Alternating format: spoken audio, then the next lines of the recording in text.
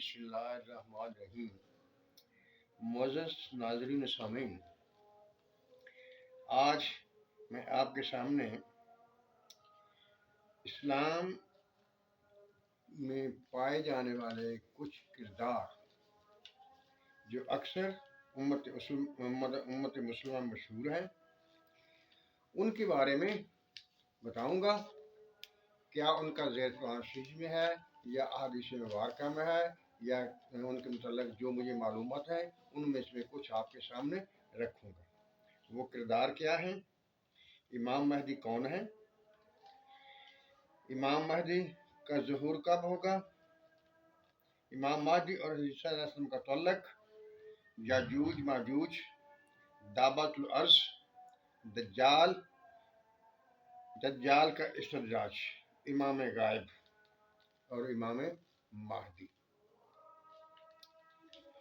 मुअज़्ज़ज़ नाज़रीन सामीन, इमाम महदी के बारे में कहा जाता है कि वो कुछ रिवायात में है कि वो फातिमी होंगे, कुछ रिवायात में हसनी हुसैनी होंगे। इसी तरह से और भी बातें उनके बारे में की जाती हैं। उनका नाम के बारे में बातें की जाती हैं। उनका नाम मोहम्मद होगा, वालदा का नाम आमिना होगा और बाप का नाम अब्दुल्ला होगा। कब आएंगे इसके बारे में बयान किया जाता है। कहा जाता है कि इमाम महदी का ज़ुहूर कुर्ब क़यामत में होगा।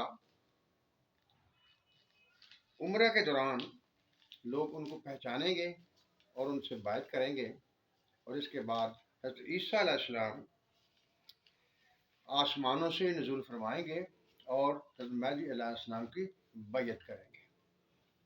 अहादीस में मौजूद है, हज़रत ईसा अलैहिस्सलाम इरशाद फरमाएंगे कि ऐ मुसलमानों, तुम्हारा इमाम तुम में से होगा। अगरचे हज़रत ईसा अलैहिस्सलाम नबी होंगे, लेकिन वो इमाम महदी की इब्तिदा में नमाजें अदा करेंगे।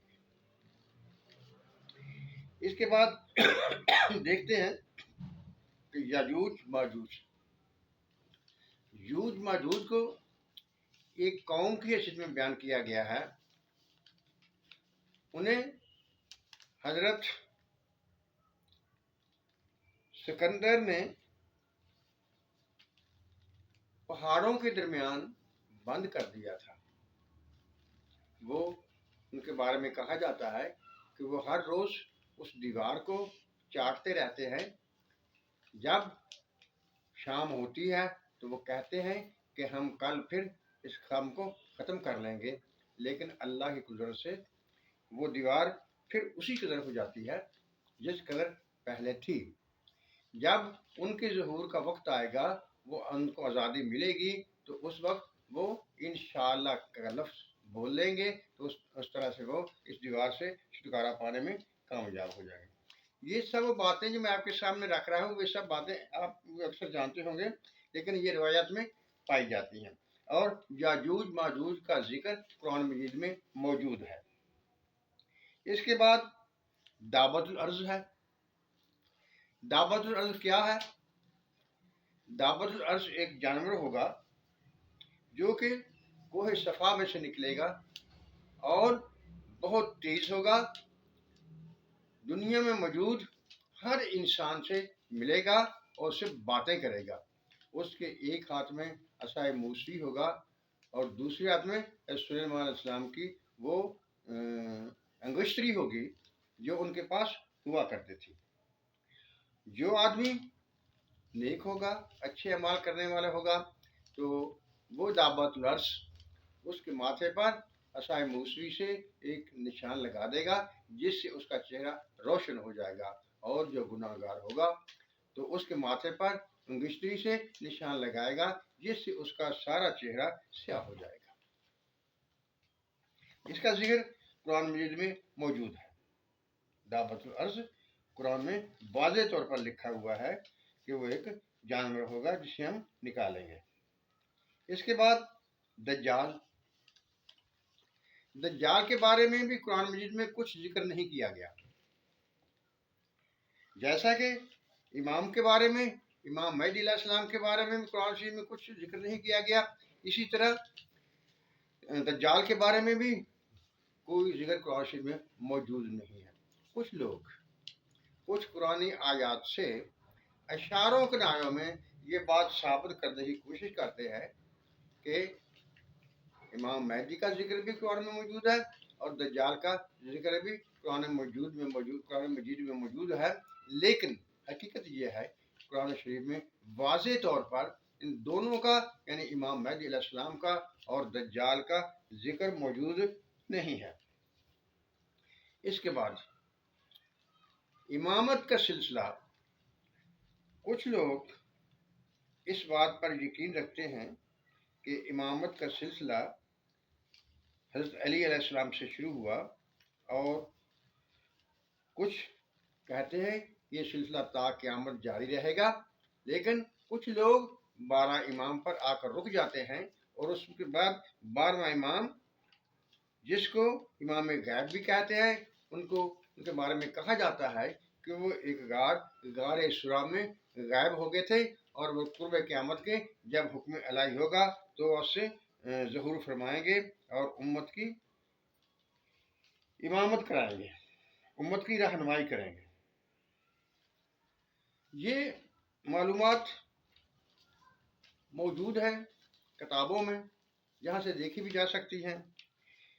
और इमाम गायब इमाम महदी अलैहिस्सलाम, जैसा कि मैं पहले बता चुका हूँ कि इनके नाम मोहम्मद बताया जाता है, आपकी वालदा का नाम आमिना बताया जाता है और आपके वालिद का नाम अब्दुल्ला होगा।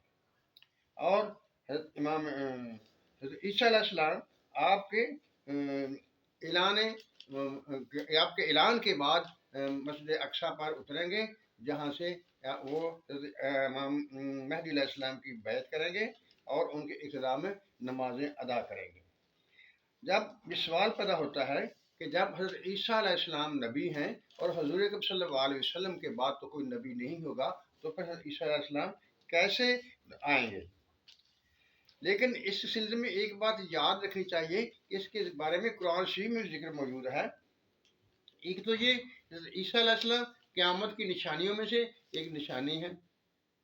दूसरे कुरान शरीफ में ये भी मौजूद है कि अल्लाह ताला ने हज़रत ईसा अलैहिस्सलाम को जिस्म समेत आसमानों पर उठा लिया था और मखसूस वक्त पर जब अल्लाह ताला को मंजूर होगा तो वो दुनिया में दोबारा तशरीफ़ लाएंगे और जो गलत नज़रियात हज़रत ईसा अलैहिस्सलाम के बारे में दुनिया में मरवज हो गए थे उनको ख़त्म करेंगे। यानी कहा जाता है कि वो सूअर को कत्ल करेंगे और सूद को हराम करार देंगे। नाज़रीन किराम, ये मुख्तसर सी बातें मैंने आपके सामने रखी हैं और इन किरदारों के बारे में आपको बताया है। लेकिन जैसा कि मैंने पहले कह दिया था कि इनमें से कुछ किरदार ऐसे हैं जिनका जिक्र कुरान मजीद में मौजूद है, यानी कि यूज माजूज का जिक्र भी कुरान में मौजूद है, दाबत अर्ज़ का भी जिक्र कुरान में मौजूद है, ईसा अलैहिस्सलाम का जिक्र भी कुरान में मौजूद है। लेकिन दज्जाल और इमाम महदी अलैहिस्सलाम का जिक्र कुरान मजीद में मौजूद नहीं है। उम्मीद है आखिर में एक बात मुझे याद आ गई जो मैंने पिछली वीडियो में भी कहा था कि एक दो वीडियोस के बाद मैं हिकमत के बारे में कुछ वीडियोस बनाऊंगा जो आपके फ़ायदे के लिए होंगी। इंशाअल्लाह ताला आपको उनसे बहुत फ़ायदा होगा। इसलिए मेरे चैनल को सब्सक्राइब कर लें ताकि वो दूसरे आपको तक को भी पहुँच सकें और आप उससे मफाद हासिल कर सकें। वस्सलाम।